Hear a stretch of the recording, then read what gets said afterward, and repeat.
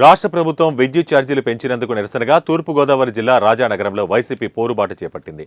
వేల కోట్లు బాదుతున్న కూటమి సర్కారుపై నిరసన స్వరం వినిపించింది. రాజానగరంలోని పార్టీ కార్యాలయం నుంచి రాజానగరం మండల ఎలక్ట్రికల్ కార్యాలయం వరకు ప్రజల తరపున నిరసన ప్రజలతో కలిసి భారీ ర్యాలీగా బయలుదేరి వెళ్లి కరెంటు ఛార్జీలు తగ్గించాలని వినతిపత్రం అందజేశారు. తక్షణమే గృహ వినియోగదారులపై మోపిన 15,000 కోట్ల ఛార్జీల బాదుడును వెనక్కి తీసుకోవాలని డిమాండ్ చేశారు. ఎన్నికల్లో హామీ ఇచ్చిన విధంగా ఛార్జీల పెంపును నిలిపివేయాలని, ఎస్సీ ఎస్టీలకు 200 రూపాయలకే ఉచిత విద్యుత్ కొనసాగించాలని డిమాండ్ చేశారు.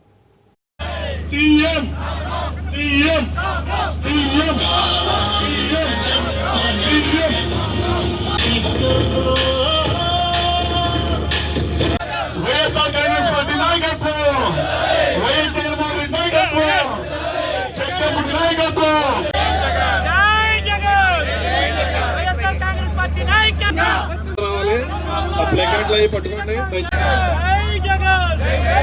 వైఎస్ఆర్ కాంగ్రెస్ పార్టీ ప్రభుత్వంలో దాదాపుగా 3 లక్షల కోట్ల రూపాయలు సంక్షేమ పథకాల ద్వారా ప్రజల అకౌంట్లోకి నేరుగా వేసి పేదవాళ్ళను ఆదుకునేటటువంటి కార్యక్రమం గత ప్రభుత్వం చేస్తే, ఏ ఒక్కరి మీద కూడా రూపాయి పన్ను వేయకుండా ఎంతో గొప్ప పాలన అందించినటువంటి జగన్మోహన్ రెడ్డి గారి మీద నిత్యం ప్రతిరోజు ఏదో రకమైనటువంటి బురద జల్లడం, రాష్ట్రం శ్రీలంక అయిపోతుందని ఒకరోజు, బీహార్ అయిపోతుందని ఒకరోజు, రకరకాలుగా ప్రభుత్వం మీద బురద జల్లినటువంటి చంద్రబాబు నాయుడు గారు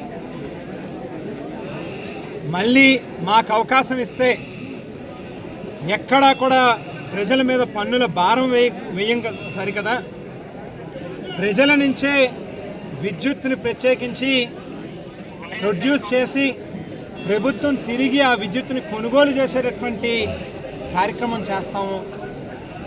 మాకు అవకాశం ఇస్తే 5 ఏళ్లలో 1 రూపాయి కూడా కరెంటు బిల్లుల్ని పెంచము అని చెప్పినటువంటి చంద్రబాబు నాయుడు గారు కేవలం 7 నెలల కాలంలోనే సూపర్ 6 మొత్తం అటకెక్కింది. కేవలం ప్రజల మీద పన్నుల భారం మాత్రం రోజు రోజుకి పడతా ఉన్నటువంటి కార్యక్రమం కనిపిస్తా ఉంది. ఇసుక ఉచితంగా ఇస్తా అన్నారు. 20,000 లేనిదే